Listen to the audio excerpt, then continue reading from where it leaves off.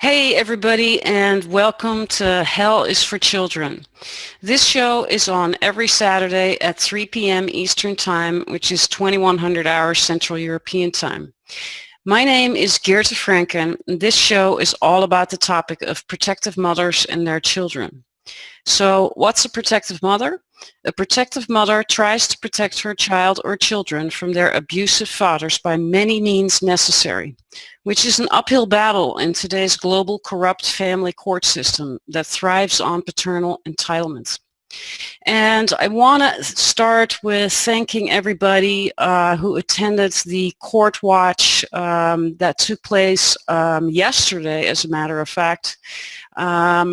And here is the announcement to that court watch. As you can see, it happened yesterday, and a lot of people showed up, and I want to thank everybody for that. The result of the court watch was very interesting. Let me pull up my, and I have a post about it on my Free Jasmine timeline.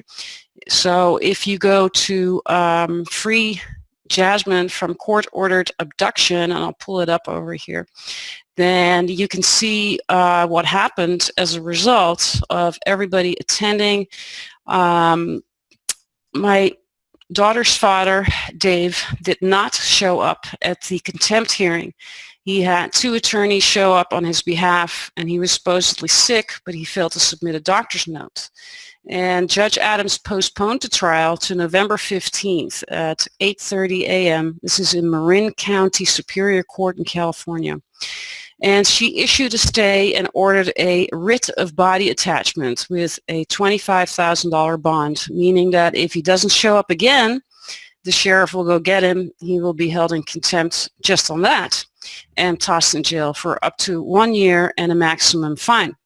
So thank you everybody for emailing the judge. You can continue to do that. If you go to my website here, freejasmine.com, you can see some information here on how you can contact the judge and write an email. You can copy and paste this message that I already have in the blog post. Or leave a voicemail at the number here. And I truly appreciate it very much. And we're going to continue to fight for Jasmine and for all the other protective mothers and their children. And that brings me to today's guest, which is Melissa Barnett. Hi, Melissa. Hi, Geerte. And now, to introduce you, you're a protective mother, and you're one of the directors of Mothers of Lost Children, and you lost custody of your daughter to your child molesting ex, and you're facing 5 years in prison for delivering yellow roses to your daughter for her 15th birthday. Wow, outrageous situation. So how did it escalate like this? Take us from the beginning to where we are now in your case. Okay. Well, like many of these, it was a domestic violence divorce. There was physical abuse, coercive control. The coercive control started very early in our relationship, excuse me. Even after giving birth to my daughter, her name was going to be Barnett Heffelbauer, and he coerced the nurse into bringing back the birth certificate and coercing me into taking my name off. That's day one, from the day this child began. And so she was about 4 when, I'd been doing parenting classes and counseling and so on. My son was 16 at the time, starting his senior year of school. His grades were progressively declining, and he was becoming depressed. And I decided he needed that year to separate from all of this stuff going on. So it was in the separation that I then discovered mountains of pornography that my ex-husband was involved with, e-commerce activities, large sums of money that was being used, we think, for prostitution or something odd was going on. And he was contacting through Craigslist. He was contacting men and women, very young, advertising himself for newly gay, so that he could teach them. And it was very shocking. You know, I'm not a prude, but I was really shocked. And it really had flown under the radar. Our house was a little chaotic, as it is with the narcissist, you know. And I learned that he had been grooming and introducing my son to gay porn during this time. And I learned this as I had been filed for separation. I went into court with a mountain of pornography and one child disclosing that he was being introduced to this, and the other child, 4, acting out what looked like she had been modeling for suggestive sexual pictures. So that was really, you know, this was a very challenging time. I went into court and immediately they sealed the documents and they allowed him to have continuous contact with our daughter. And within a few months, I was in front of Judge Tischer, who was a family court judge, became the presiding judge. And basically, in California, we have the presumption of joint custody. And I know that there is a movement here for shared custody. We already have it. And what we don't have is protection and safety for children whose parent is abusive, neglectful, and sexually dangerous. So immediately, California is one of those states that has mediation.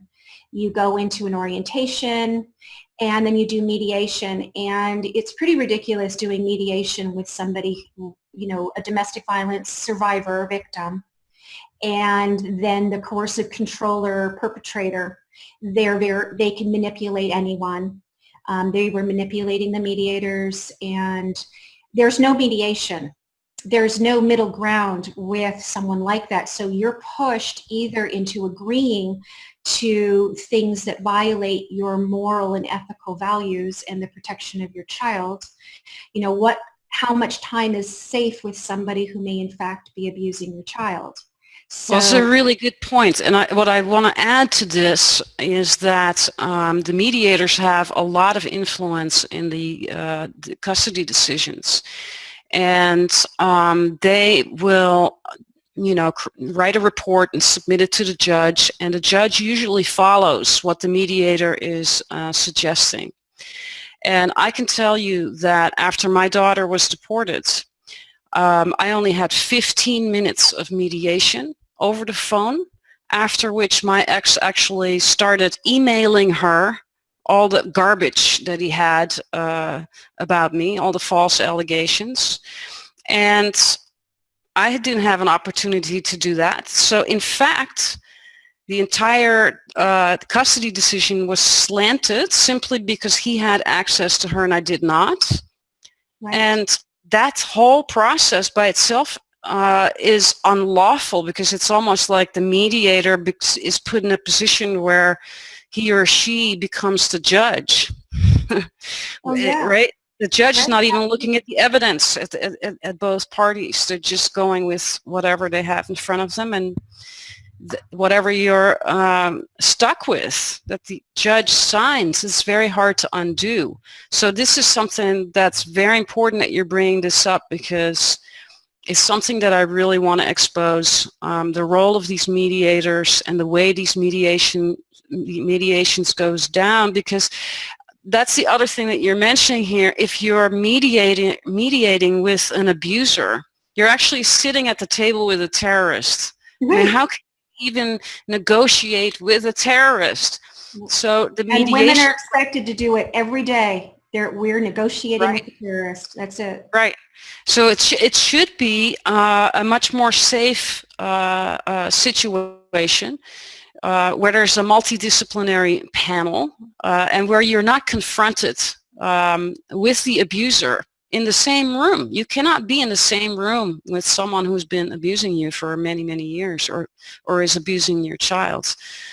So that, I just want to put that out there for all the judges and attorneys and policymakers that are watching, because this is something that needs to be reviewed and overhauled. Okay, so let's go back to And your... with what you're saying about overhauled is, I think that in California, we have the perfect opportunity. We have an orientation, and we have then it's law. It's part of the law. You have to then do mediation. Well, what if you did a threat assessment right there for family violence, and you do your interview with your child right there? So you're interviewing the entire family, and then you're addressing it, and immediately you move it into a family violence court or criminal court, so that the criminal activities can be adjudicated properly. Because right now, family court is where you're going to shunt all of these events where the rule of the father, right? We're going to protect his rights over the health, safety, and nurtured life of the child. And that's basically what I said to the mediator. Why is it that the father's right to parent supersedes the child's right to that nurtured childhood? The child, in this case, as the primary attached parent, as the mother, it's often the role of the mother to have more time with their child, to be the caretaker.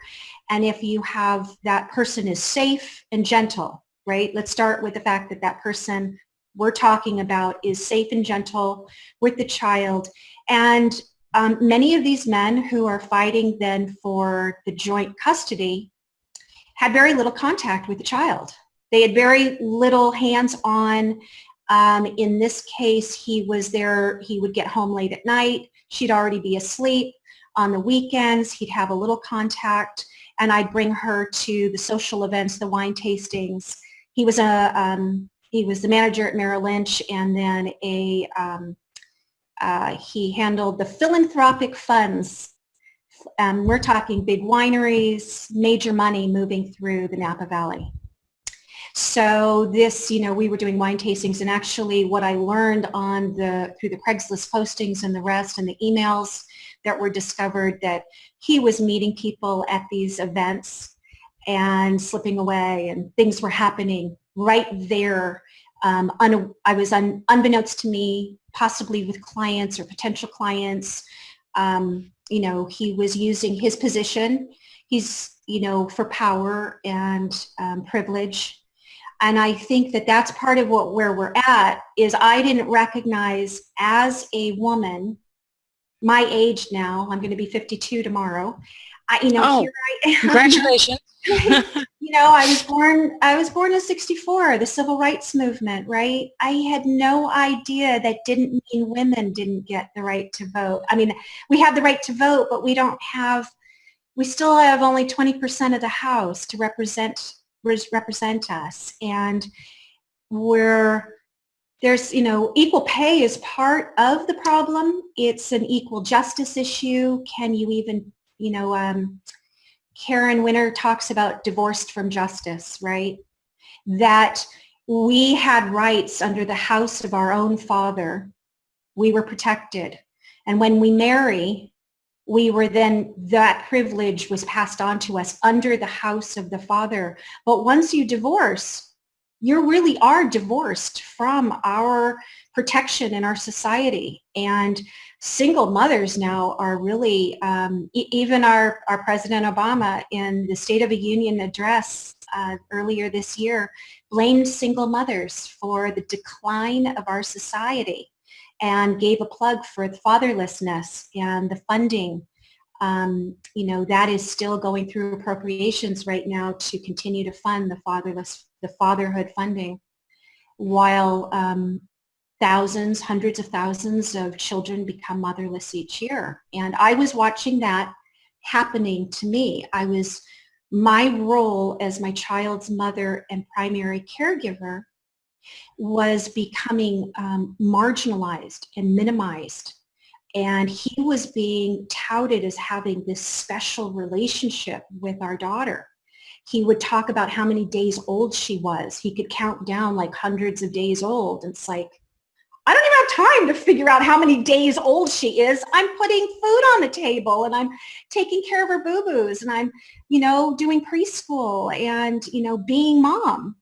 And that role was really important to me. And I didn't know that even presenting myself as being soft and gentle in court would play negatively on me, being concerned about her and her safety, or concerned about her having the continuity of care was really important to me.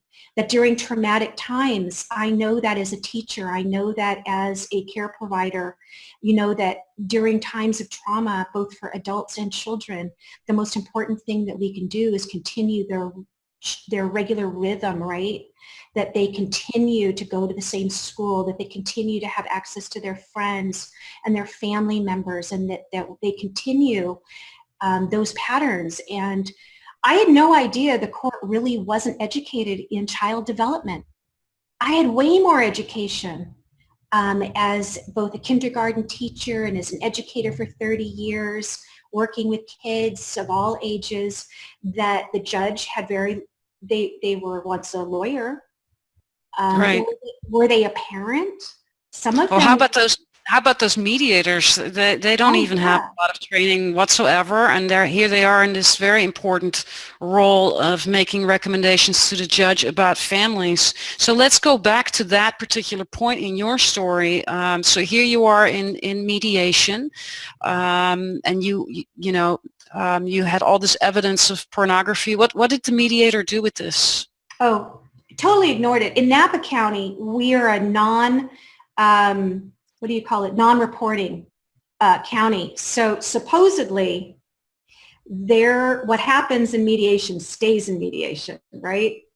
That's so that people could disclose various crimes or whatever, or bad behavior, and it doesn't work against them in court.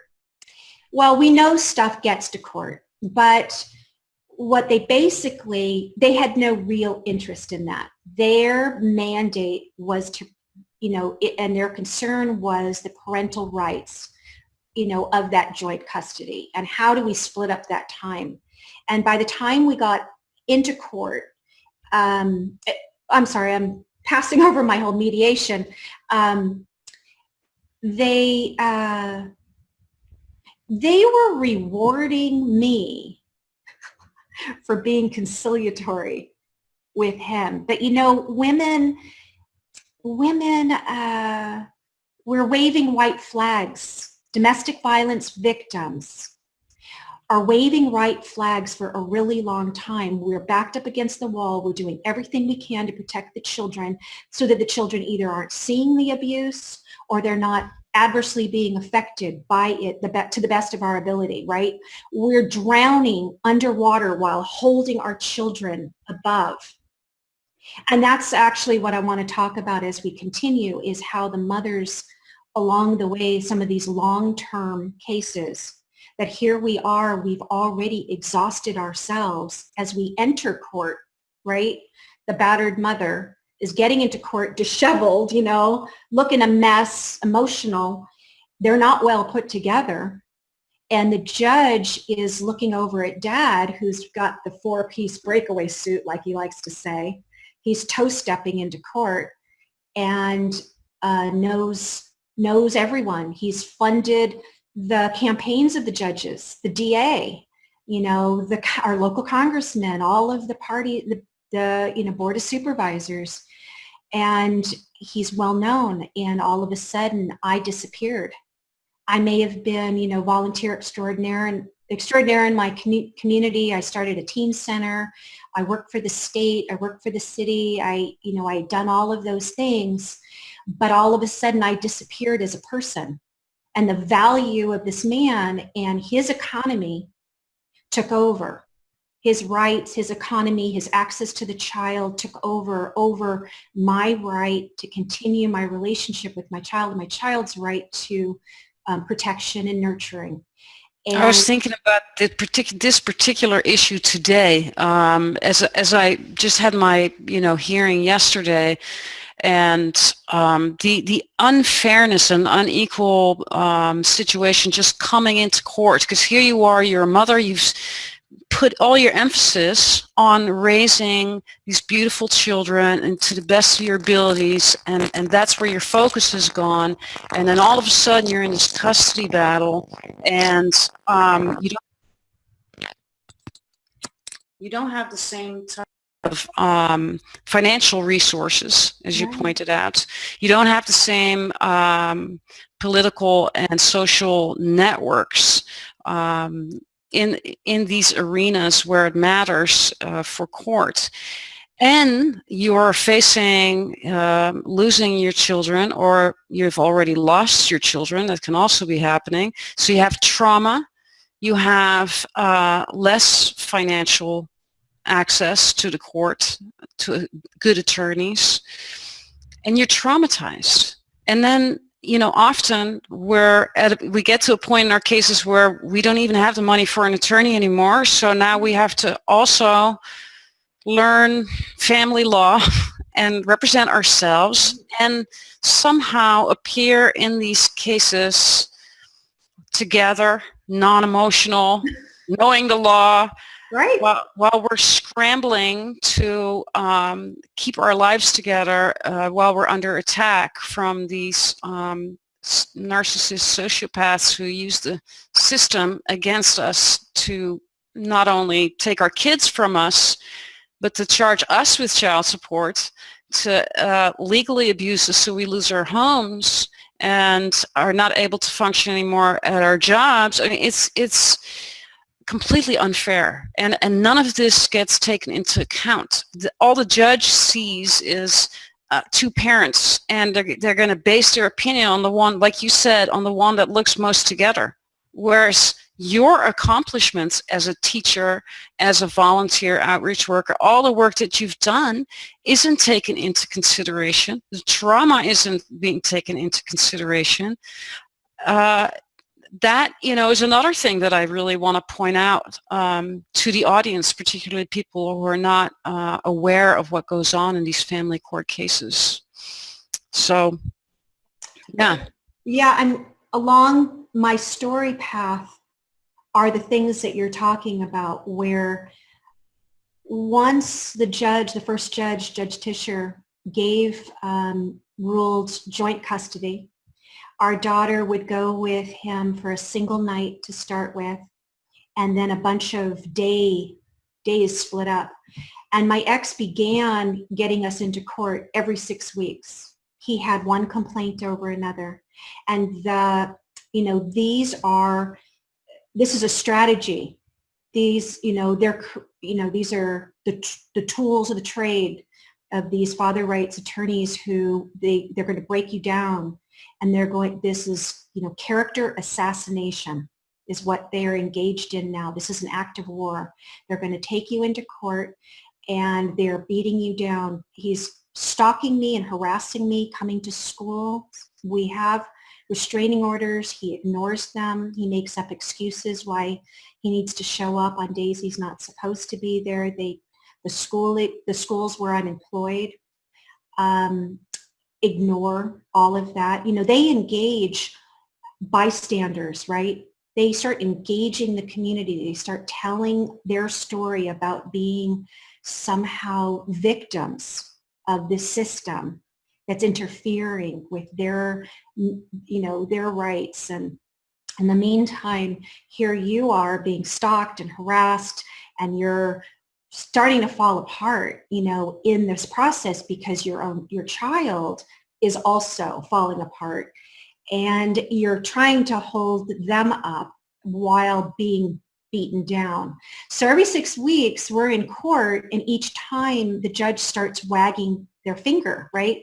And the number one strategy right now for a wealthy man who doesn't want to pay child support is to get full custody of the child by any means possible. And the first strategy is you start introducing parental alienation syndrome. And that's how our case began. Now, they did try to say I was overly attached with my daughter, right? So they started to seed enmeshment. And I mean, they threw everything out. And then the next hearing, it would be, I'm neglectful because, you know, there was a match on the table, or, I mean, they brought every petty little thing in, but you'd be very surprised. And I don't know if it's just that it is a dog and pony show and the judge is expected to rule in the favor of the father in these kind of cases from the get-go, and they're just going to stretch it out for as long as they possibly can so that they can increase the billable hours and so that all the lawyers make lots of money while they're destroying, you know, tearing the mother and child up, right? Because it doesn't seem to matter to any of the legal professionals what's actually happening to the child during this process. Yeah, it has nothing to do with the best interest of the child. That's interesting because, you know, I've been reading all the family codes of California law, and it's all about the best interest of the child. It looks really beautiful, but none of it is about the best interest of the child. It's constantly about he said, she said, and who's slinging the best mud. It's like, you know what? That entire circus is not the best interest of the child. You know? You're absolutely right. And it is he said, she said. So it's at a couple points in our early separation, my ex-husband had assaulted me. He tried running me over. We were at a parking lot to exchange where he hadn't dropped off a check. So he asks me to go meet him there. How stupid am I, right? I go, I think it's a public setting. He slams a door into my chest, abdomen. I've got bruising. I've got witnesses. I go to court, and then Commissioner Williams, he's a very similar judge to Judge Persky. He gets all the domestic violence cases, the restraining orders. He gets all of that kind of stuff, and then he gets mad at you for bringing in these issues. Like, why can't you just handle it yourself? Or I don't know. You know, you think that, I mean, the court is the last place you should go. And it generally is the last place that a person goes, but they go there thinking that, especially a victim, that this is where you're going to go to get protection, that you're seeking justice and protection. And now, especially as a parent, when these protective parents, you're now actually being expected to learn the legal system, the language. You're being judged on how you look in court and how you sound in court, and not whether or not you're a good, safe parent. Yeah, the evidence is also ignored. You know, child abuse evidence, child molestation evidence is ignored. All the guests that I have on my show and in my own case, it's not weighed. As soon as a child reports sexual abuse, that needs to be investigated, and as that is pending, that child should not have any unsupervised contact with the alleged perpetrator. But that's not happening at all, and none of this is going down. It's like you said, parental alienation is used by these fathers' rights groups, and let's share here the reflection page that I wrote. I've done a lot of research on this topic. Why is this happening? Let me move this out of the way. It's an excellent resource. Thank you for putting that together. I know we put several pieces up on Mothers of Lost Children, you know, several blog pieces. You know, I think it's important that you've broken this down. Thank you for putting that up. It's a good service to people to better understand what's going on. Well, the Mothers of Lost Children's page, and I think that is this one. I'm not sure. No, it's not this one. Have Right it up here. Yeah, I'm seeing it. There's a flag on it. There's a flag. Vote like a mother. Vote like a mother. Where is it? Where is it? It's back a ways. I'm seeing it. Is it this way? Yeah. No, but we want to talk about the Mothers Civil Liberties Union at some point. Yeah. We do, definitely. Right there, American. I put American in front, and I want to tell you why. Go over a couple more. There you go. Here we are. This So, is your webpage and right. the organization that you have started with several other protective mothers.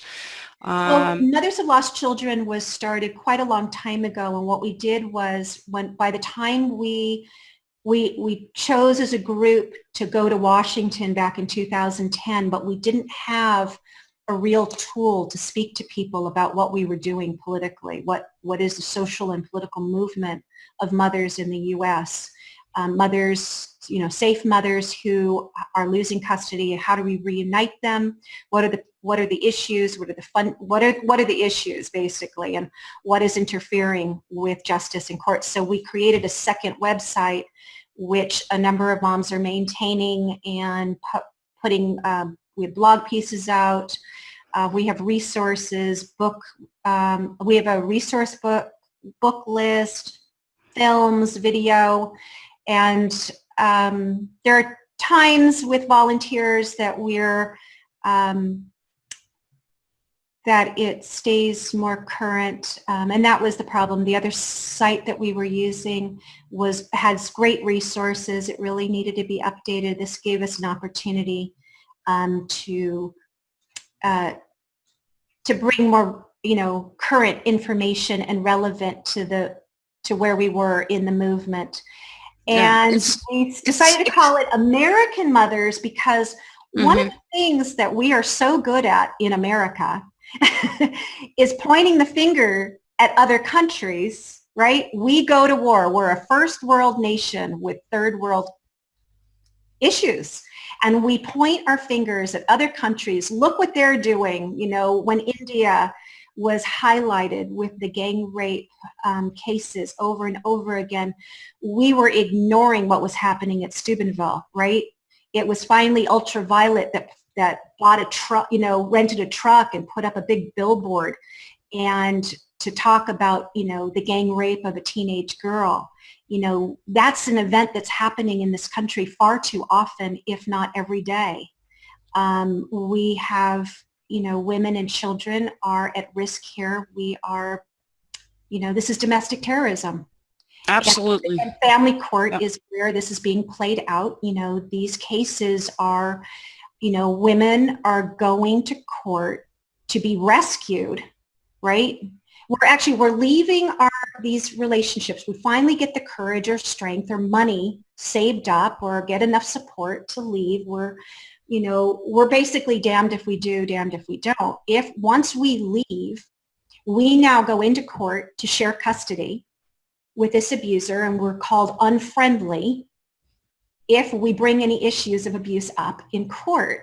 And that has to change. That has to change. We as, as a gender are vulnerable. We absolutely are. Sadly, I'm a feminist, mother.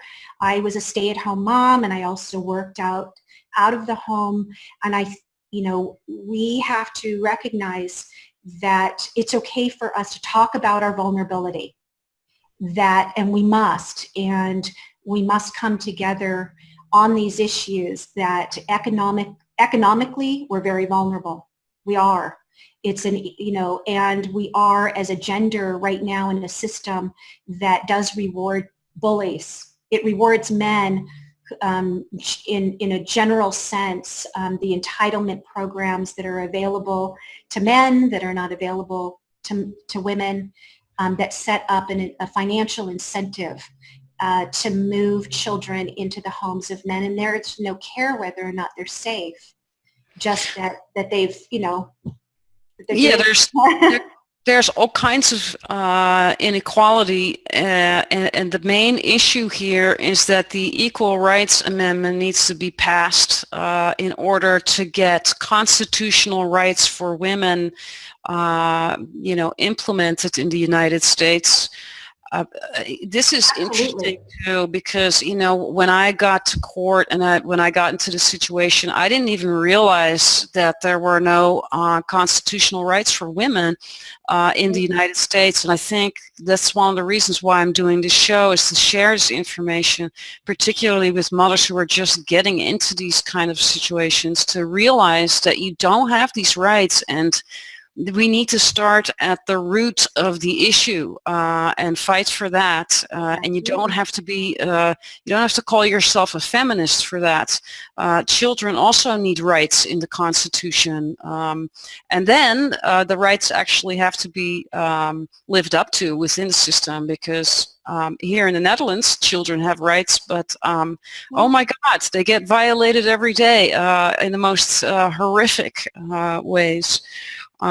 So we need all kinds of watchdogs and auditing of where the money is going and what's being done on a legislative level regarding the rights of the most vulnerable, which are the children. And then, yes, the mothers, of course, too. But what I wanted to point out a little earlier in the interview, we got to your website here, and what I wanted to share was how, when I first got into my situation, I started Googling, keywords, stolen children, mothers. I didn't even know the term protective mothers yet, so I didn't really know how to look for it. And I found your website, and I started doing research, and I found you on Facebook. And this is kind of how I rolled into, my own expansion of awareness around these topics. So I wanted to thank you for the incredibly important work that you're doing with the Mothers of Lost Children, and going to the White House and lobbying twice a year at Congress, which is just terrific. I have so much respect for what you are doing, and all the other Mothers of Lost Children directors and activists. Is incredibly important. And this kind of, the website that you built and the information that you put on there was, for me, the stepping stone to doing the research where we were at, to bring it back to what you were talking about, that reflection page. This is the research that I've done for about 2 years, and it's just, what I did is I gathered information, academic research, other types of research, all kinds of sources. I looked at what sources are paying the research, because you can throw around research, but if it is funded by fatherhood, father's rights groups, then what really is the value of those research results? So those are things that the viewers should also be aware of. So let's look at some hard data around this funding that you're talking about. One of the links here, like this story that I have here, this entire research page has all kinds of links you can click on, so you'll see it's from several sources, but this is one that I really click on a lot and show a lot in my shows. It's from Doreen Ludwig, who wrote Motherless America, and she actually researched the money that is involved in this fatherhood funding that you're talking about, that's causing us to go to court and be forced to sit around a table with our abusers and be forced in these 50-50 custody situations, or even lose custody to the abuser. Because on Facebook, people say like, well, your program is about mothers. And I say, well, you know what? You got the funding. We got the show. That's about where it's at. Well, I mean, the thing is that if we're talking about children, the protection of children, we have to at least begin to protect women. We have to protect women. We have no rights in terms of what the suffragists were fighting for. They were fighting for not just the right to vote, but to protect themselves and their children. And we still have quite a ways to go. And we're 15 states in the United States still haven't ratified the ERA. That's a big deal. And that's something that the other mother groups are having trouble wrapping their heads around. They go into court and they say, I want my rights. I want my 14th Amendment. I want to talk about cruel and unusual punishment. It absolutely is. But the 14th Amendment talks about people, right? As a person. We still haven't come to terms of defining women as people yet under the Constitution.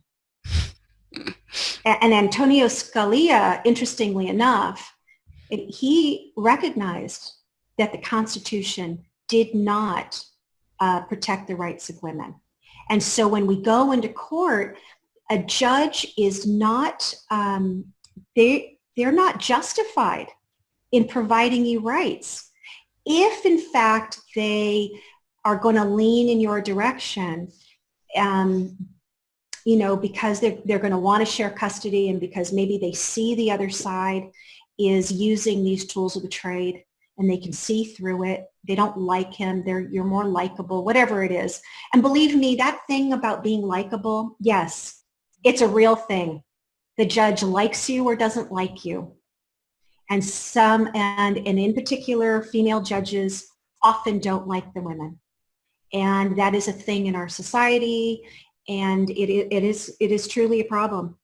And why is it that in my case too, like the most of the judges and attorneys and evaluators, they're all women. I think I've had one man in a group of 50 people involved in my case or whatever. What is it about your opinion on why is it that women are inflicting this type of harm on other women? Gatekeepers to a patriarchal system. Can I start there? That during the slave trade, you had some, elevated slaves who were over the other slaves, and they got preferential treatment. And we have women in our society who come up in power as a result of, being deferential to men's issues, and they're going to make sure that they then hold lord over other women. I think that our society actually promotes all that jealousy stuff between women, discrediting women, all of that, while in fact, studies show men lie 10 times as often as women. We see women 16 times more. Oh, is that right? 16 times. That's what Dr. Saunders from the Department of Justice concluded. 16 times. And that's important for us to recognize, is that, like, if we use the Cosby case to look at how many women it took to come forward so that we didn't see. And we saw lots of women. We saw Whoopi Goldberg and all these other women on, all these TV shows, all discrediting these women until there were so many women that you could no longer minimize their statements and ignore the fact that this entitled man did in fact rape these women who were unconscious, drugged them. But we have male judges, right? We've got Judge Persky right now. Brock Turner, the Stanford rapist, served 3 months. There were 3 felony counts of rape. And that kind of stuff's going on all the time.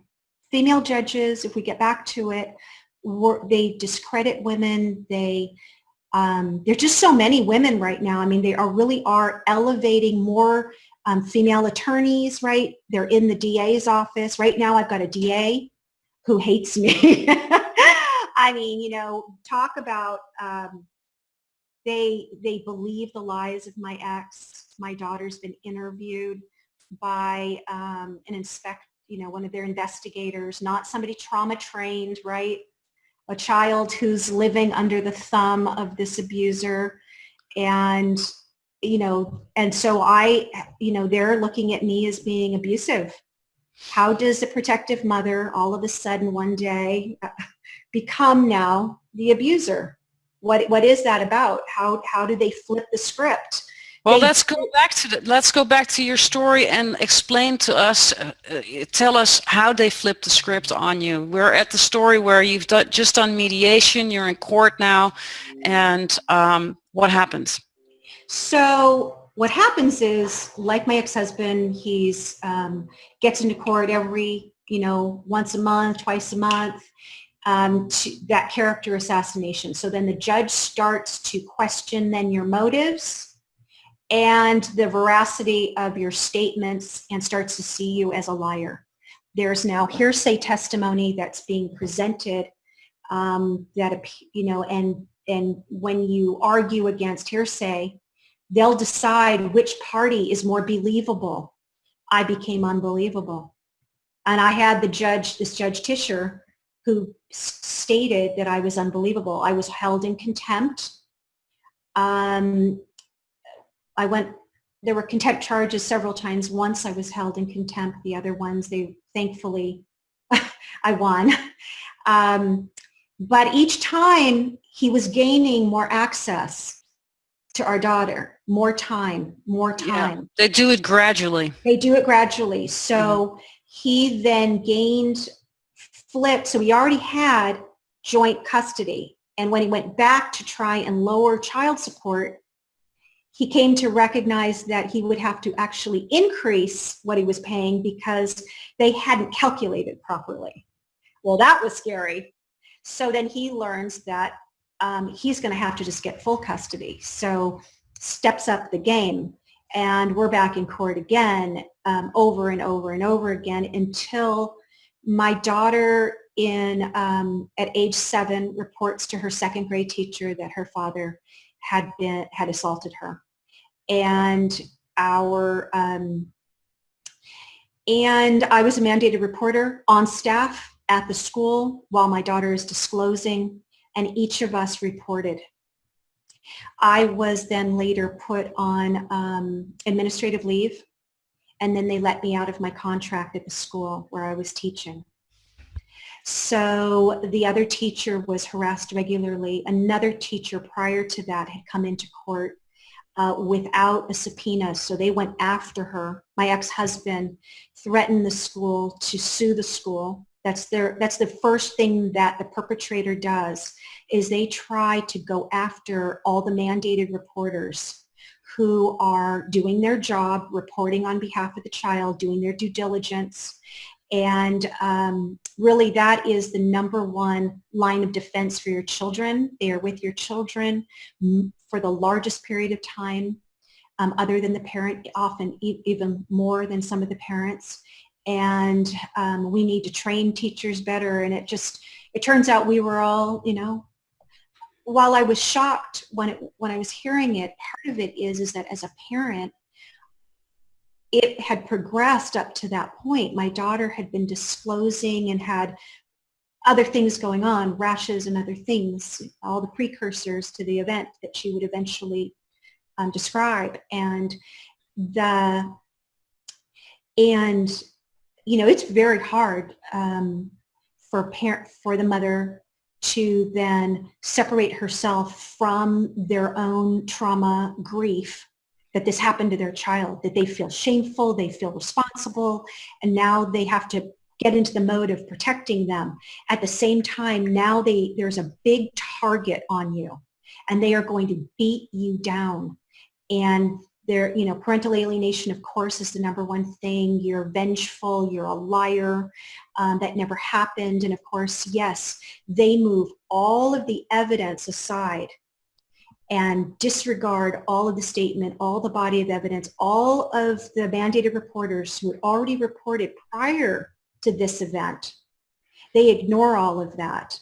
And I eventually went on trial for coaching.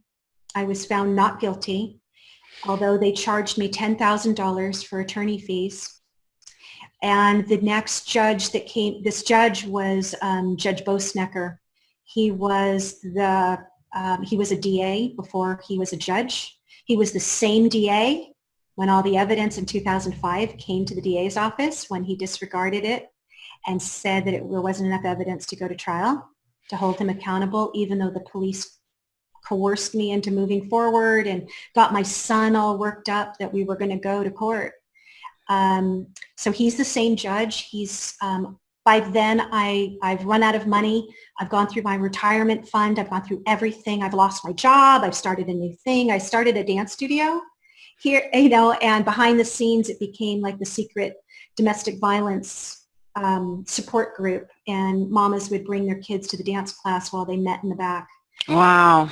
It was pretty cool. I met some amazing women in Sonoma who helped seed the nonprofit. Before I joined Mothers of Lost Children, I had an organization called Mother to Mother, and we were working with moms hand in hand to go learn about, the social service system, how to get food stamps even, right?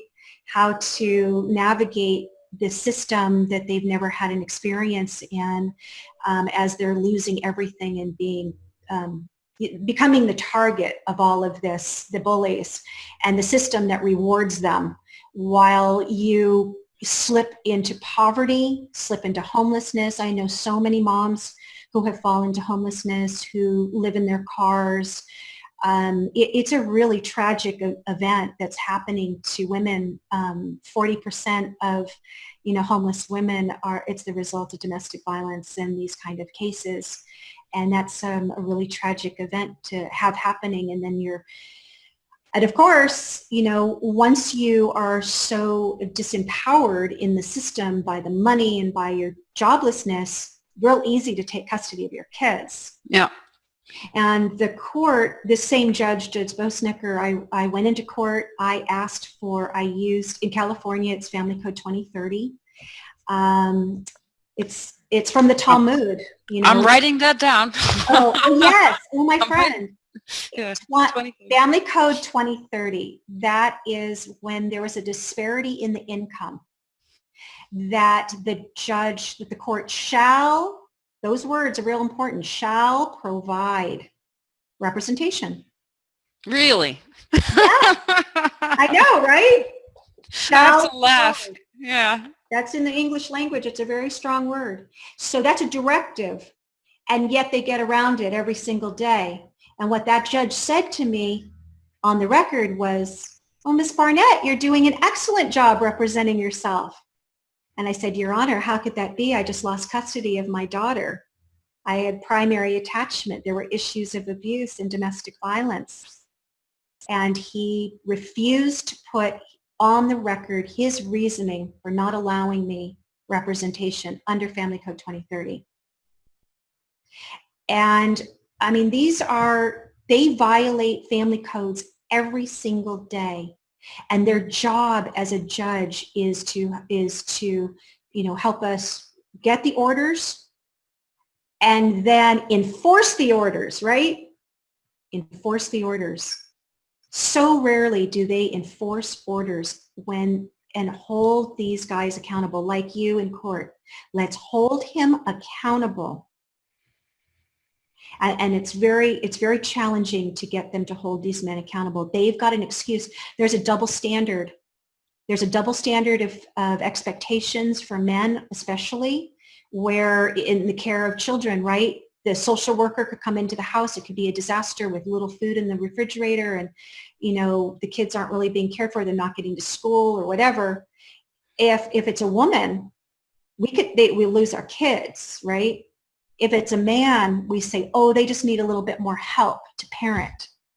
So, they're not used to it. So we do it all the time in our society. We think dad is babysitting, and moms, the single mom gets very little support. She gets all the blame. And when we try to protect our children, we're also blamed and we're called liars. And then when you lose custody of a child, you're now got the big, red mark on your chest, right? You're now the scarlet letter. What do you mean you lost custody of your kids? And you start to tell the story. Oh, you must be leaving something out. Must be something else going on. Must be something wrong with you. Something you must wrong. be crazy or dangerous or Only all the crazy, nonsense. drug addicts. Yeah. And that's when I went to Child Support Services, because now he was trying to withhold child support as we were headed back into court, as I was trying to do, I was trying everything I could to get back into court, right? My daughter now loses 25 pounds. 25 pounds. I lose full custody. I lose legal and physical custody. I go on every other weekend. And my daughter loses 25 pounds and drops 2.5 grade levels by the time I get in front of the next judge. The next judge is Judge Diane Price. And she becomes now the presiding judge for a considerable length of time. And I tried to bring in this change of circumstance. I tried to bring in all of those things. it was what, by then we have a minors council, and the minors council is Ann Lanning. And Ann Lanning, just like the judges who minimize and pathologize us and criminalize our parenting, that minors council, Ann Lanning, is the poster child for that kind of behavior, where they are, everything that the father says is golden. And everything that the mother has done for the child, the kind of schooling, I had her in Waldorf schooling, I was a Waldorf teacher. No, that wasn't adequate education. It wasn't adequate health care I provided. It wasn't adequate food. They tried to make it look like I was part of some kind of cult, that I was vegetarian and therefore I didn't provide a good food. I wasn't vegetarian, but they, and it wouldn't have mattered. Vegetarians are able to give their children healthy diets if they do it right. So, but everything I did was criticized. And of course, every time I tried to explain myself, you're on the defense, right? We are behind the eight ball every single time we, and by trying to bring in evidence of what the father's doing, then also puts us in a bad light for someone who has been basically inoculated against the truth and cheerleaders for the father. And every time I tried to bring in evidence, in her court orders, her very first court order was the thread throughout all the court orders was, if mom spent more time being a better parent instead of criticizing father, the child would be doing better. Right. And here your daughter is losing 25 pounds, but that's not being looked at. No. And throughout the course of this event, my daughter's consistently had cognitive development issues that have resulted in the trauma. This is taken a very natural course for a child who is being torn from their primary attached parent and placed with a parent that they have reported abuse issues. And this is consistent with, and there were teachers at the first school that had it as part of there was something called a student success team that was created for students who are in challenging situations like my daughter. And they reported over and over again that the ongoing court trauma was causing these problems. They didn't get into a lot of other things that was very challenging for them, but they identified the fact that the court issues were in fact interfering with my daughter's education and her socialization. And she was being, worked with, private teachers at this point, working on issues of ADHD and so on. And I really, those issues of ADHD and ADD, those may be actually part and parcel with underlying child abuse. When children are having challenges functioning in school, being able to concentrate, having emotional challenges, behavioral challenges, all of those things that we have to look beyond the behavior and look underneath it. And I really recommend us all becoming more trauma informed. I think our courts need to become trauma informed. I really, I'm part of the communities, and advocates working on that. And I think that's where we're going to be able to identify these issues greater. And so my daughter has been consistently having challenges as a result of this ongoing trauma since she was very young. So adverse childhood experiences, right? The ACEs. Absolutely.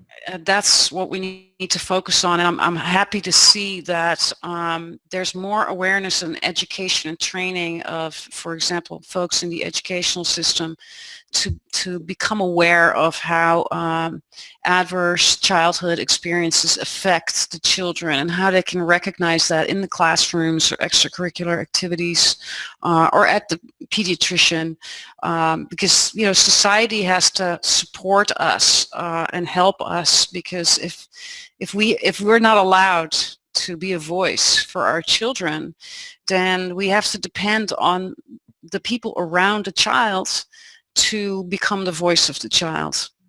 Absolutely. That's so true. And that's why I was earlier, some of the work that I've been involved with too is improving the protection for mandated reporters, because that voice is also then becomes the first target. First you, then all of your witnesses, the target.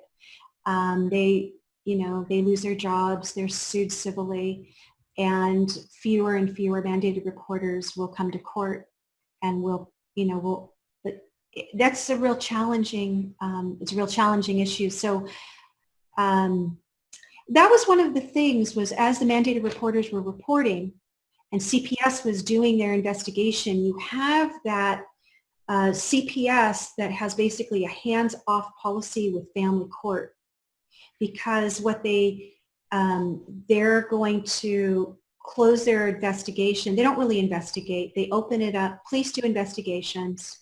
CPS, we've all got some issues with what is CPS. Yeah. They're failing as many children as they're helping. And that needs significant reform as well. And in this case, in the family law cases, what will happen is they'll open up an investigation and they'll close it rather quickly. And they're very brief. They'll become unfounded or unsubstantiated rather quickly and pushed back into family court. They'll recommend that the mother or protective parent gets an attorney or gets restraining orders to protect the child. And when you take that unfounded or unsubstantiated label into court, you are now a liar, because the judge says, well, it was never substantiated, therefore you are a liar. And I went, as this case continued, my daughter and I did not bring up the sexual abuse any longer. After a certain point, it was very apparent I was going to continue to be a target. My daughter stopped reporting and we stopped bringing it up. But the minors counsel, every time we were in court on one issue or another, would turn the attention on me of being so obsessed with the sexual assault stuff. And I already went on trial and was already found not guilty and it never happened.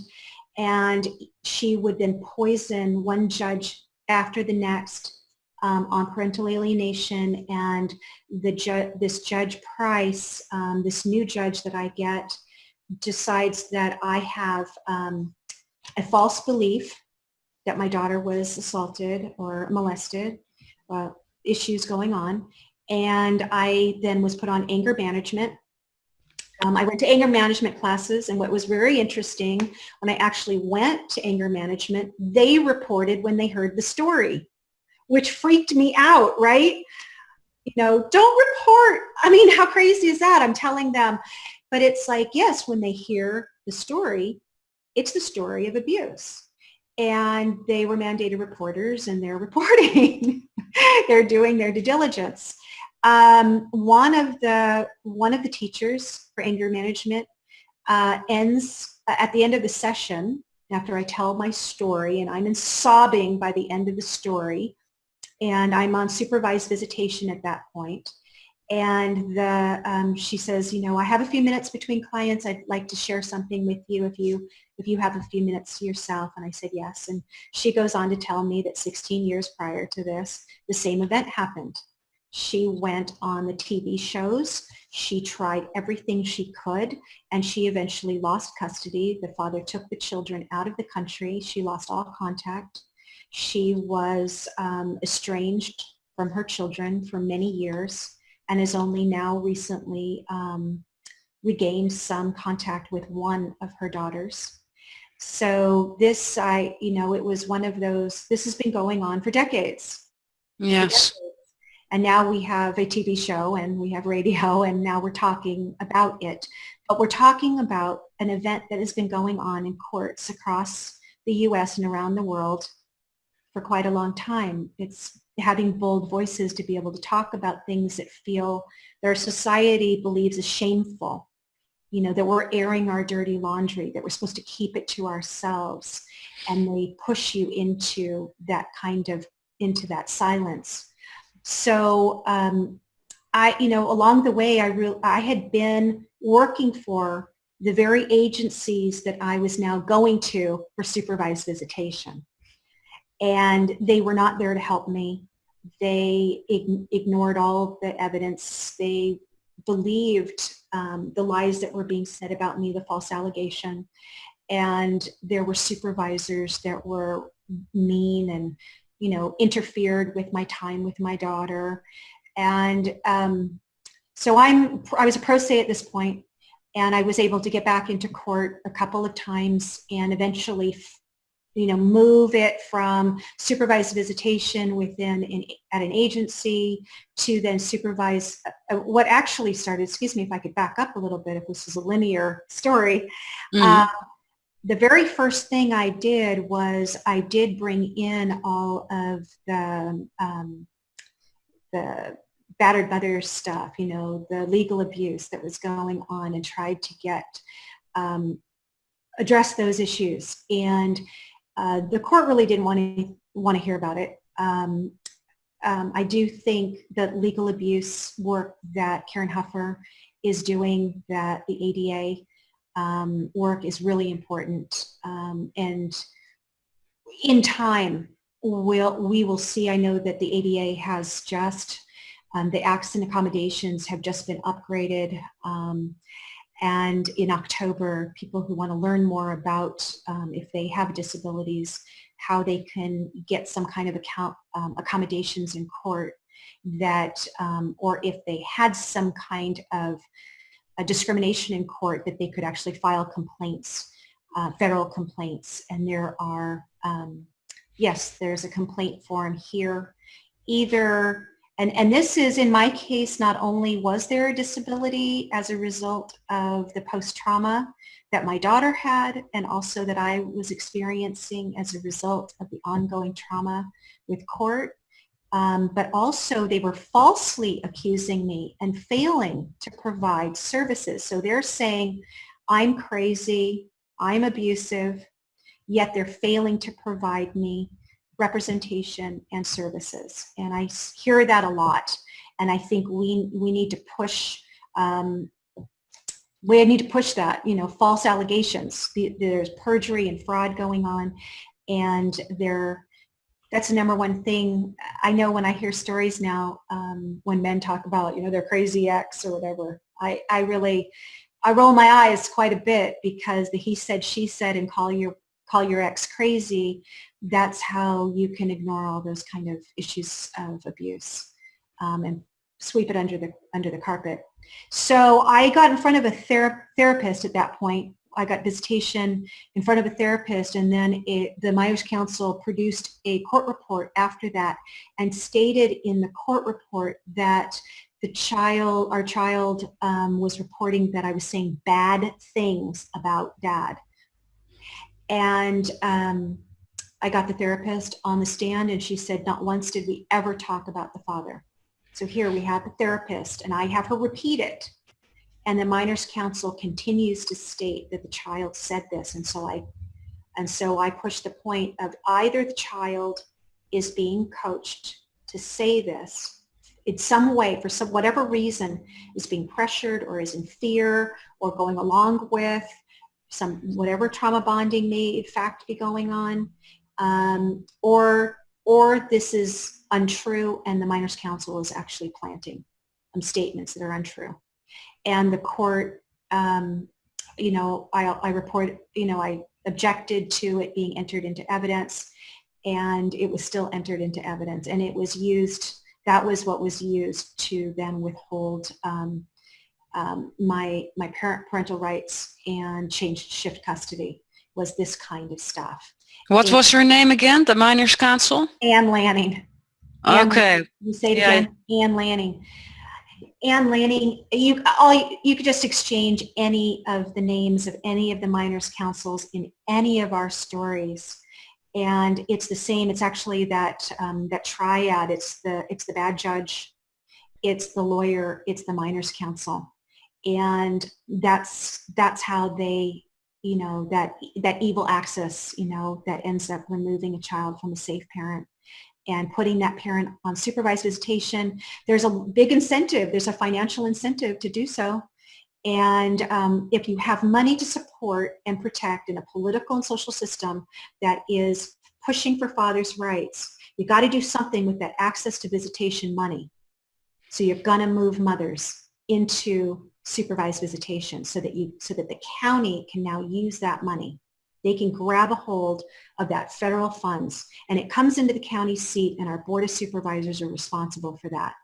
And I can't urge enough for us to be filing grand jury complaints about what's going on and going to the board of supervisors and holding them accountable, because they in fact are bringing in the federal funding. So we can either hold Health and Human Services responsible for having vendors who are discriminating and violating. The only place where we really have protection is under the Civil Rights Act of '64, where it says, you know, gender equality under federal programs and activities. So if I don't have access to protection under the fatherhood.gov funding, the responsible fatherhood funding, access to visitation, the second chance. Hey, I want a second chance to be with my kid. I don't think you should have been on supervised visitation anyway, and I think 99% of us shouldn't be on supervised visitation. That's for people who've committed a serious offense, a criminal offense. Let's take it into a different direction. Someone who's on death row for murder gets to see their child more often than protective mothers. We are treated as the world's biggest criminals for loving our children. I mean, you know, what's going on over there in the United States of America? And yeah, unfortunately, that agenda of terror has spread over the rest of the world. It's now a global issue. There's an estimated 8 million of us, and probably even more. This is just from what I'm getting, you know, the sources that I'm gathering, but frightening. It's frightening what's happening to the, you know, supervised visitation is pay-per-view. Yeah, you pay-per-view your child. You have to pay to see your child. I mean, how criminal can it get? It's outrageous. These are gross human rights violations, and the same as what happened to you happened to me too. The people around it start making false allegations of things that supposedly happened during the supervised visitation. In my case, the supervisor didn't take any notes, didn't have a contract. So I'm going to go after these individuals, and like you're suggesting as well, file complaints. If you can, for all the viewers out there, if you can find an organization like the Foundation for the Child Victims of Family Courts to file the complaint on your behalf, you're going to be much stronger, because otherwise a lot of these types of complaint review boards will see you as a disgruntled parent and yada yada yada. In order to be taken seriously in your complaints, it's very good to have a foundation like that submit the complaints with you, have them look at the paperwork, verify that it's accurate, and then submit the complaints and the evidence along. And this is what I suggest we all do. We take these individuals and we go after them, because the next one is going to think twice about doing something like this. I'm going to make sure that the people who traffic my daughter are going to be held accountable, no matter what it takes to get there. And I have the evidence. So that's another thing, like really Save and record as much as you can. Record the supervised visitation. So when, don't tell anybody. And then Right. when you do when you do have minors counsel on the stand lying like that, here you have the recordings that prove that she's lying. So you got to kind of let them make the mistakes. Let them make the mistakes, and you just gather the evidence, and then you present it if you can. It's very, very challenging. So back to your story. So they were making up false allegations of what happened during the supervised visitation, and then what happened? Well, I was able to navigate during that period of time the court to move eventually from supervised visitation into having individuals, friends, supervise my daughter and I. And it was pretty humiliating, to be going through all of that and challenging for my daughter. And we got through it and got on the other side of, I was getting supervised visitation was coming off, and I was getting unsupervised visitation during the day returned to me. We were about 30 days in when my ex-husband went back into court on an ex parte motion and said that my daughter was suicidal when she is with me. And I say bad things about her dad. And that is at the bottom of 2010. And they then order a no contact order, which has been in place since the end of 2010. So I've tried going into court a few times. Each time they would put the case in front of, even though Judge Price was no longer in the family court, they would put it in front of her. So yeah. So It's in not even California, possible. well, in California, in many counties, they have the judges rotate every 2 years. So this judge liked this case. This judge had her opinions about this case, and instead of starting over again with another judge, starting fresh, like without bias, I would get in front of the same judge who believed all of this baloney. So I was then ordered to go into therapy, ongoing therapy forever, right? And guess who was in charge of choosing the therapist? Minors Counsel. So, it's a scam. It's a total scam. And she wouldn't choose. So I'm actually kind of out there in limbo land. So by 2000, well, I would say actually 2012 is the first time I see my daughter for over a year and a half, for over a year, and she comes to camp. My ex-husband brings her to a camp that I've been running with a friend for now like 19 years. And she is ecstatic, and I wish we could have had filmed that embrace. And, it's the kind of thing that brings you back to tears, right? Yeah. So we had a number of days together, and then not again for another 6 months. And then another 6 months went by. And, I try to get back into court, and of course it's not going well. Hearsay, it's all his say, right? It's his say. Yeah, it's his say. That's a good one. Yeah, it's his say. So, whatever he says was going on, there was no evidence of anything. So it was all just conjecture. And so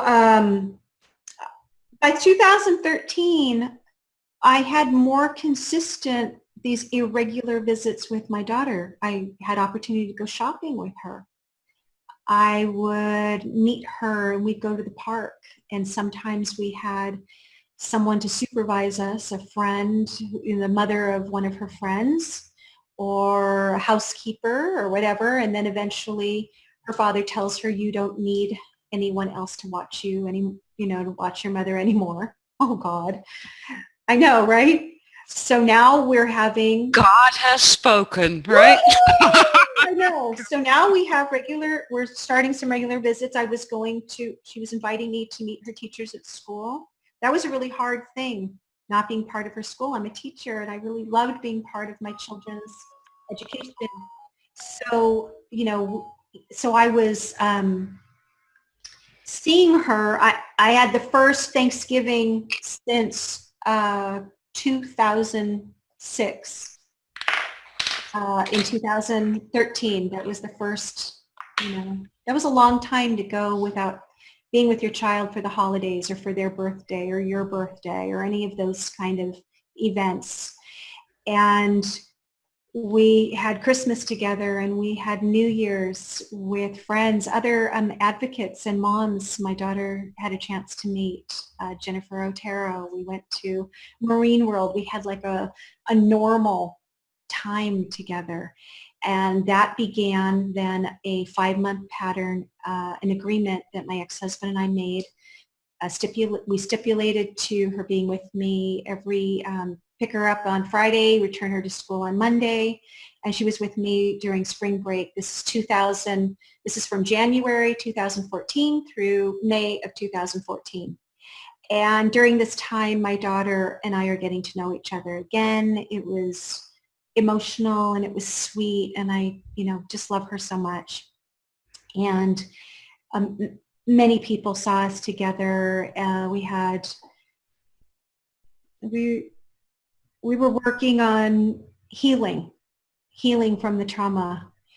It was during this time that my daughter had a music event, and I went to his house to go pick her up and another friend who was there after school. The girls arrived at the house before me, and they had gotten a snack after school. Sophie's friend gets a popsicle, and my daughter eats a chocolate bar out of the freezer, not knowing it was marijuana. So by the time I get there, I bring clothes for her to change in and makeup for her. She wanted to dress up for this event.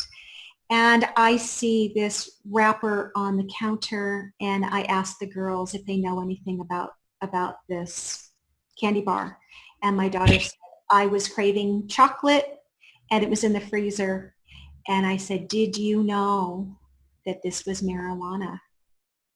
And she said, she was totally surprised, shocked, both girls. It said cannabis chocolate bar on the package, and both girls did not know that cannabis meant marijuana. No, of course not. Yeah. They're a little naive, I guess, or sheltered, or whatever we want to say. So I drop off I drop off the friend at the music event. By the time we get there, my daughter she's having a body high. She's anxious and her breathing is, she's choking and very upset. And so I called the girl's mom, who I'd become friends with, and dropping her off. And I said, is there a clinic I can take her to? What do you recommend? I feel like I'm in trouble. I'm in trouble. Not just she's in trouble. I'm in trouble. What do I do? And I don't mean like me, but I have to get witnesses to this event because I know it can flip around very easily.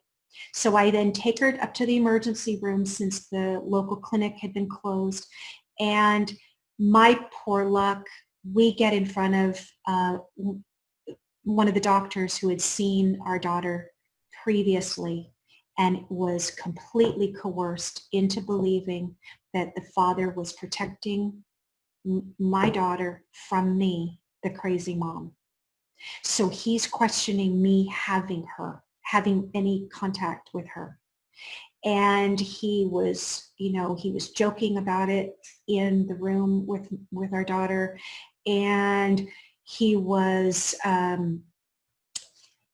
he acted like she was a regular, like she was there regularly. I learned that she had been in the emergency room a number of times. And at the And you point in didn't know which this. I didn't know that. No, I didn't know.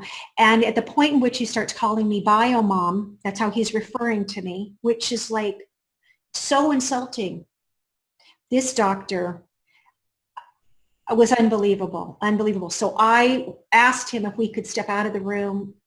My daughter was doing well at that point. She was being attended to. There was a nurse there.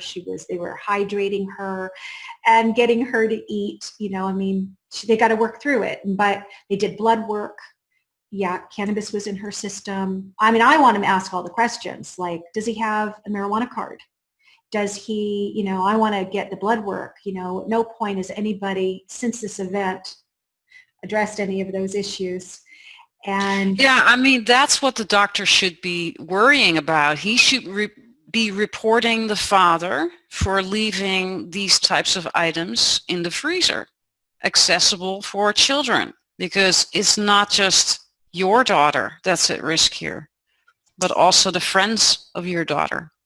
had the other girl eaten this candy bar, we would be in a very different place. The mother would have pushed the DA to file charges. This was Right. child endangerment. This is still considered a Class A or whatever drug offense. It's still California, like we're so great about marijuana, you know, it's no big deal. And basically that's what he did. He called CPS. He called CPS, who arrived in the evening after the father arrived, and they were investigating the custody issue, not the marijuana. So the CPS that wants no part of family law issues is now there. It's not in their jurisdiction to address custody. It's not. It's a civil court matter. And even the CPS workers said, you know, he has custody and he can decide whoever he wants to leave the hospital. Because at that point, my daughter was saying, I want to go with my mom. I want my mom to take care of me. I want to go home with her. And she repeated it over and over again. The doctor was like his best friend saying, no, she needs to go with the dad. And he's the one. He had totally been coerced into going along and believing what the father, you know, had said. And he shared with me as we had gone into his office, issues about you know, he was the doctor who did a forensic exam on my daughter after one of the reports. And he truly believes that my ex-husband was falsely accused. And he he eventually became a witness for a restraining order that my ex files, and puts himself out there to be an expert witness on child sexual assault and issues related to mental health issues. And he reports that I have a mental health problem. And he it is 4 or 5 pages of his remarks. Dr. Mishkin from the St. Helena Hospital reported that I had a mental health problem, even though he's an emergency room doctor. He was not an That's not a psychologist. Yeah. And that's how they win in court. They get whatever it is, whatever little piece of evidence they get, even though this guy has no specialty in this area. They then use that to get a court order, and then they use that to get the next one, and then to withhold custody. And that's how that game went. So my ex started withholding custody, and the police department, St. Helena Police Department, investigates this because he went to the police department and told them I kidnapped my daughter, that I fed her the marijuana. They had a bolo out, you know, all-point bulletin out for my arrest. And I went to the police. I went to the police with the mother of the child who had been there to witness the event. They would not take her statement when she first went 3 days prior to that. So she went with me and she reported this. We then also went to the DA's office and we reported, and we brought the evidence there. By then we also made a video report that we also gave them. A statement that my daughter made, statement that the other girl made, both statements from both of the parents, both mothers. And that was provided to both the police department and the DA's office. The police department believed my daughter knew what she was doing and ate the candy bar, knowing. That's what the police chief, a woman, was very offensive to me. The male officer assaulted me. I got up not knowing I was actually being detained, and he pushes me into the seat, doesn't let me leave. And they treated me like a criminal and wouldn't even let me go to the bathroom by myself, sent me with this police chief. I was then allowed to leave, and they sent a report to the DA's office recommending that they charge both parties for violating a court order. Now, you have to see that this was a civil court order from a family court of no contact. And both parties mutually agreed to violate that order and develop a new plan outside of court, mutually agreed contact. And the only thing that interfered with that mutually agreed contact was his behavior in this, the marijuana, getting my daughter sick. And the police were out of their jurisdiction. They had no jurisdiction over the civil court proceeding. They should not have intervened. They should not have sent a report to the DA's office. The DA had no jurisdiction at that point. It's a civil court matter. The proper jurisdiction was the civil court. It should have gone back in. He could have said, I violated the court order and court restraining orders, but we would have mutually been in contempt. So he then gets a restraining order. He gets a temporary order. His attorney tells the court through one of the ex parte motions that I'm too dangerous if they let me know in advance of this restraining order, so they get the temporary order without my knowledge. I violate the restraining order, of course, unaware that there's a restraining order. And we go to court. Actually, when the DA had gotten involved, they wanted to charge both parties. They drop the charge against me with the DA's office, and they hold the father accountable to adhering strictly to this new restraining order. And they punish him not at all. They investigate not at all any of the perjury, any of the fraud in the court, any of this stuff. And that is September of 2014. And I have been trying since then to address these issues. I've had now 2 public defenders. They've now charged me with 5 counts of violating a restraining order. It was originally a felony. 2 of the counts, the original count was a felony. They've now reduced it to a misdemeanor. And they want to consolidate the case so that when it comes time for for the penalty phase, that they'll be able to give me 5 years of jail time. And the most significant of that, when they arrested me, was last year when my daughter turned 15. I delivered yellow roses to her, and I was arrested at the house. And for violating a restraining order, I was unaware that there had been a $20,000 warrant for my arrest, because I was unaware that I had violated the restraining order prior to that by walking into a restaurant where she was at, or seeing her on the street while we were walking side by side. Yeah, that's a real crime. Delivering yellow roses. It was a real crime to see your child. And I know moms, good friend in Canada, she waves at her child she has supervised visitation with, and she goes to trial as well for the same offense. For waving at your child. So right now, the district attorney would like to see me in jail for 5 years for these violations, these nonviolent offenses, when in fact another judge in California, Judge Persky, found 3 counts of felony charges of rape. It's insane to me that the jails are filling up. with nonviolent, crimes. And I'm a protective mother who's being falsely accused, and the DA is refusing to investigate. Their prime witness, John Heffelbauer, is their witness to this crime, and somehow he's the victim. He's made himself out to be a victim, not just my daughter. And he they're not even looking at what is his motivation. Yeah, I What mean, is his motivation? this man should be, evaluated by a psychiatrist, a really good one, because it's clear to me from your story that he's suffering from sociopathy. I mean, how can it not be? How can it not be? Yeah.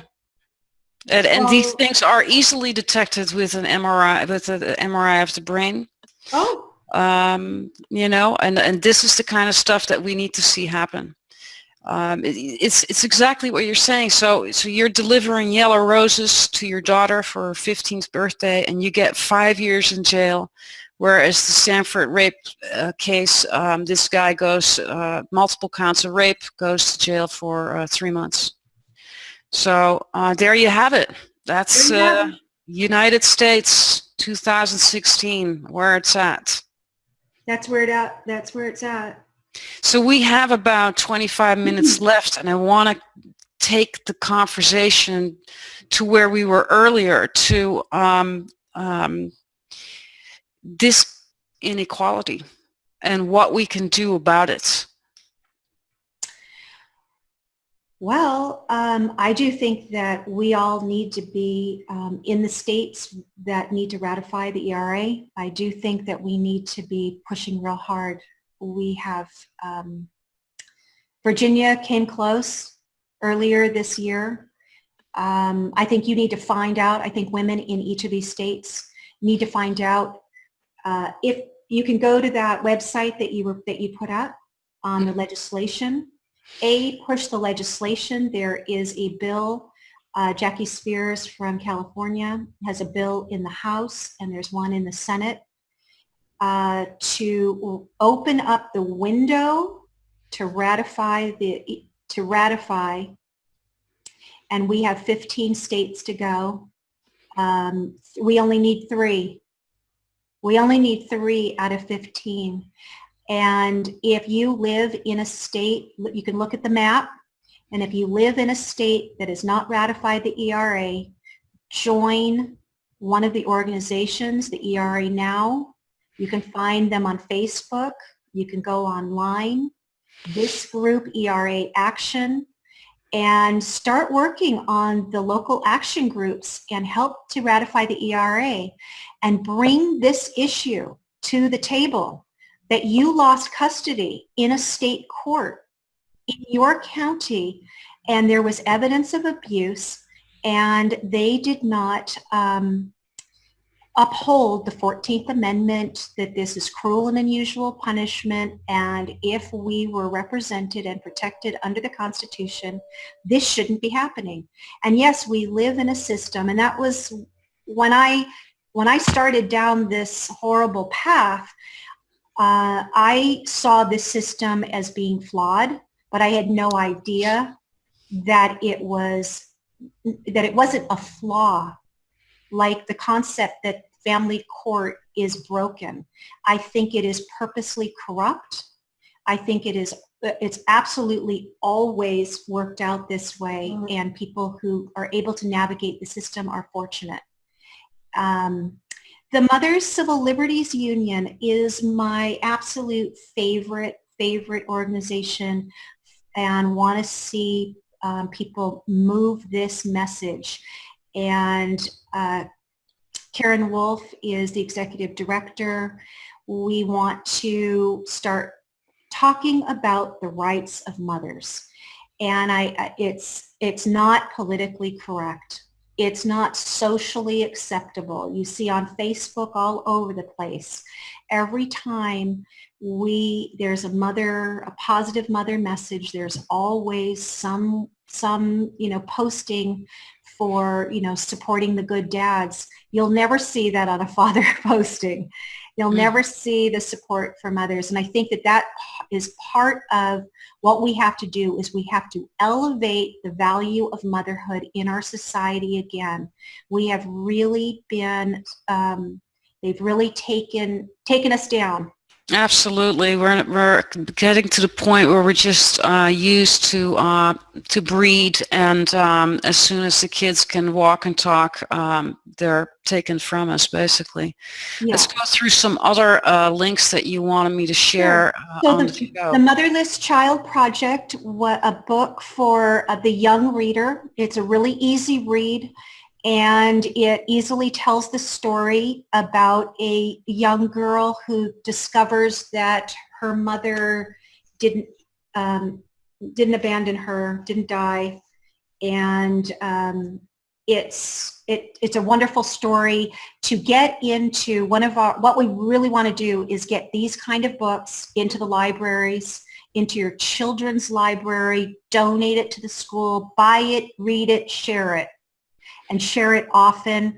All the books, the Motherless America book that you shared earlier, we want to get these books.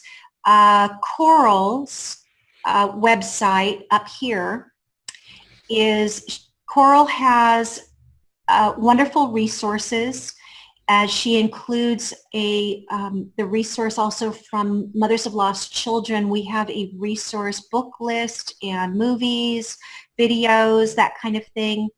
And Coral's done an amazing job compiling information and resources and telling her story and breaking her story down that spans the life of a mother who has 8 children, the ritual abuse, the abuse in the church, the way our society is treating women today. And so she's done a fine job with that. I really want advise people to look at Coral's work. And she's so lovely. She gifted us with putting her book online, and you can share it. So while you're writing your letters to your congressmen, to your senators, to your local people, you want to include information. This is an excellent website to include. I would include as well child justice. There you go. And child justice tells the story of the child who's not being protected.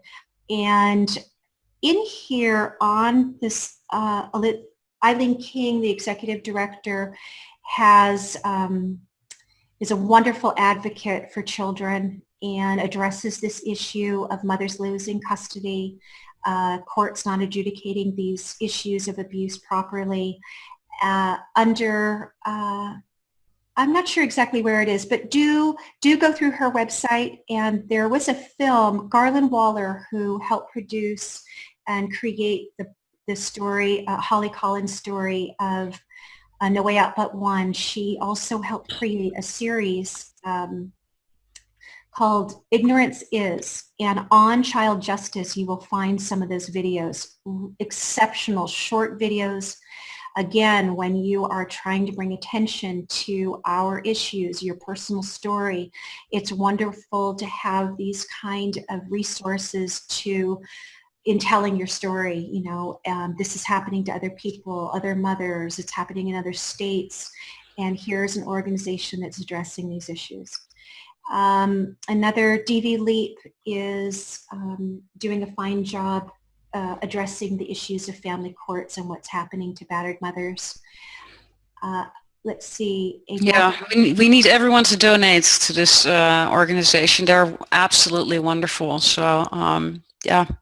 Yep, and DV Leap, Joan Myers from DV Leap moved the most recent piece of legislation that we're working on, let's see, Resolution 150, and that is an issue of child safety in the child custody courts. I don't have it. Oh, you have it here. Excellent. And the resolution was originally drawn up by one of our mothers. Yay! Yes, one of our mamas. And it's been massaged over the last couple of years. And this Representative Congressman Ted Poe he's also the joint representative of the Victims' Rights Caucus, is authored this this piece of legislation. And what people need to know about a resolution is you need 100% buy-in. That means we need to work hard to move this, and we need some popular representatives to move the message. And I think that this is an important message. We should all be able to get on the same page that that child molesters and batterers should not be given preferential treatment for custody over the protective parent. And we even have to argue that. That's outrageous, right? What world do we live in? Child safety should be a priority in child custody. So so that's a big one, and include that. I work with the National Organization for Women, and if you go on, we don't have it here, but go to the National Organization for Women. You can donate and become a member at $10. When you have it, do it, and then you become now a member, an active member, and you can now hold some meetings, and you can talk about the family court crisis, and it's on the top of the website for the National Organization for Women under the foundation, what is going on in this crisis. Let's see, I think that I also have included the recall movement. Oh, I see, this is Jessica Lehrman Gonzalez. This case is a very important case for women to understand our issues of equality under the Constitution and what the Supreme Court believes we have the right to. And under, we don't have a lot of time, but Jessica's case was from Colorado, and she sued the state of Colorado after her 3 girls were murdered by her ex-husband, and there was a restraining order. She loses in Colorado and takes her case to the Supreme Court. She loses in the Supreme Court. The Supreme Court says that the Colorado Police Department was not obligated to enforce the restraining orders. And think about that. Yeah. Ridiculous. That was 2011. It's just law enforcement covering for law enforcement. What I want to point out to the viewers here is the Inter-American Commission on Human Rights, which is an organization that not many people are aware of, and I want the mothers to really look at this, because it's kind of like the United Nations of the Americas. So you can file, I filed a complaint there. Yes. You need to file complaints everywhere, as much as you can. Yep. Everywhere. And they're actually still investigating. So the ACLU, Miami University, they took up Jessica's case to the Inter-American Commission on Human Rights, and they did find in favor of Jessica Lehrman, and they and actually address the fact that the United States is not doing enough to protect victims of domestic violence and children. Yes, that's putting it very mildly. Yes, exactly. So they're still investigating. It seems more like the conclusion you were making earlier, that there might be some deliberate elements to what's going on there. I think I'm with you on that one. So that's a very important, and equal means equal. So as we push for the concept in the United States that women should have equal pay for equal work, the issue of equality goes much deeper than that. And it is going to be a social revolution. It is the civil rights issue of our time. It is shocking to most women that we never ratified the ERA to begin with. So we have to start by letting people understand it and what that means, and to have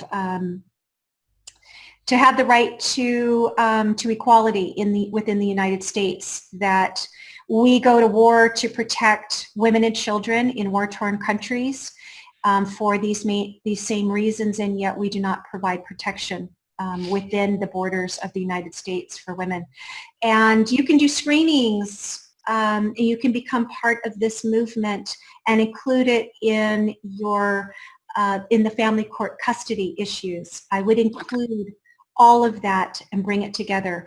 I love the Mama Bear effect, and the Adrienne Simone has done an excellent job with this organization. Lots of volunteers, lots of support. It brings the issue of child safety. She has some blogs about family custody. She has addressed it. So fish through this website. Use it as a calling card. You can go to, they have a store. And if you click on the store, you can see that there's all sorts of materials. And you could do a talk. You can bring this subject. You can talk about protecting your child and at the same time warning other mothers. I started going to local groups, Rotary clubs, moms clubs. I told the story. I wore an apron and pearls. I talked about, we talk about that, right? Being June Cleaver, that the teachers, activists, lawyers, we're all losing custody. It doesn't matter what your profession, what your stage of life is. It's what's happening in the courts. It's the financial incentives. It's where our political and social movement is right now as it affects not only the rights of fathers, but how it is actually, just as we are failing children in CPS, are we failing children on purpose to traffic them to the most dangerous parent, and for what purpose is that? And I would go even beyond what some people say is they're making money off of the continued, abuse with the pornography and all those other things that could be generated from having someone who is that dangerous and doing that. But how about a society now that is structured around the adverse childhood experience, that we are now have so many broken people, and what the injuries that are happening in childhood create then the need, right? We're creating a need. We're creating a need for more prisons. We're creating a need for more social services, more government employees who now are managing all of the trauma, our mental health reaction to trauma. We're going to give them more pills, right? All of these kids who are in foster care that are also pharmaceutical experiments, the guinea pigs. And it is a huge, huge market. Trauma. It's also an issue of control. A generation is more easily controlled if they are physically, emotionally, and psychologically damaged. So there's an incentive there, a very dark, sinister incentive. So it seems, I'd like to hope that the world is not that dark and evil, but it seems to certainly appear to be that way. What you and I do is to shine the light on the darkness and to be that beacon of hope for everyone by sharing what's going on and outing the individuals inflicting these human rights violations right here on the show, for example, and by lobbying at the White House like you're doing with Mothers of Lost Children. And, I want to just express to you how incredibly impressed I am with your activism, considering the fact that you're facing 5 years in jail for delivering yellow roses and for protecting your daughter from, this broken childhood. I hope that the show somehow contributes to your reunion with her. I also hope that she watches the YouTube link to the recording of this, and if she's watching, then I want to let her know that she has the most amazing mom, because you're not only looking at your own case, you're looking at all the other mothers out there, and I want to thank you for the activism that you're doing. It's just inspiring. It's amazing. It's helped me so very, very much. And I hope you continue and I hope that it grows. We need these demonstrations at the White House to be I know, massive. And that would be my ending message for this show is like, everyone, please show up at the Mothers of Lost Children events. I always announce them here on the show. We need to be out there by the thousands and show, we have to become the tsunami of change, as I call it. And Thank you. Yes, we do.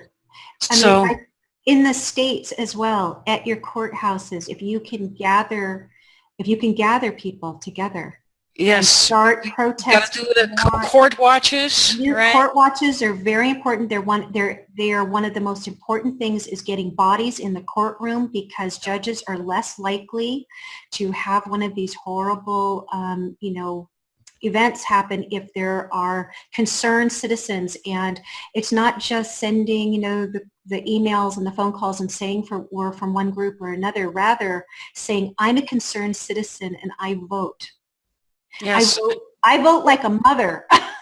And wear the t-shirts, right? Wear the t-shirt, stop right, crimes. Whatever it is, you put there was a group that had buttons that said court watchers, and I think that scares them a lot more. I'm a court watcher, and I'm going to show up. I think that one of the things I wanted to share too is that there are so many ways that we can tell this story. We have mothers who are artists and singers and who have, that are good with the written word. And these are other ways to tell the story. And behind me, can I share that? What's going on behind me? Real quick. Do I have a second? Yeah, we have a few seconds left. We have a few seconds. So actually in 2014, we took this this exhibit. It started on Facebook called To the Moon and Back, because we love our children to the moon and back. And we gathered together all sorts of art and stories and pictures of mothers across the country. There's at least one documented piece of art from each state. And we were inducted into the Mothers Museum in New York. And we have now traveled across the country a couple of times with the exhibit. And we're inviting more moms to send their art, their pictures to Mothers of Lost Children, to send us also why you march, why it's important to, to tell your story. Send it to us. And so behind me is this curated piece, and it's just hanging right now. I don't know if you can see it. Can we see it now? It's not. Well, we'll put it up. So I've got some art, and some of it's of my daughter. My daughter and I did some art, and moms all across the country. And we have some of your art in this as well. Oh, thank you. Yeah. So thank you, all the moms, everything that you do. It's, Mothers of Lost Children, we're in every group also. We're participate in all of the groups on Facebook, and there are moms who are anonymous, that are behind the scenes, that choose not to be in front. And I honor you for that. I welcome you to send your letters instead to help other mothers, because we need a serious heart healing while this is going on. And for mothers who have lost contact with their children for many years, have children who are in danger, or they're on supervised visitation and they're trying to keep it together while while this is going on. Your help is really needed, that unifying force, that sisterhood, supporting each other and getting through this tragic and horrifying time. And it's together that we're going to get on the other side of this. Well put. A beautiful, amazing way to end the interview. Thank you so much. Thank you for everything that you do. Thank you. Thank you. Thank you. And thank you for sharing your difficult story. And we're going to be court watching for you. So we're going to have a jury this time. All right. Okay. All right. Well, let's pray and let's fight on. Thank you so much, Melissa. Thank you to all of you. You're welcome. Thank you for all the viewers also watching another episode of Health for Children. And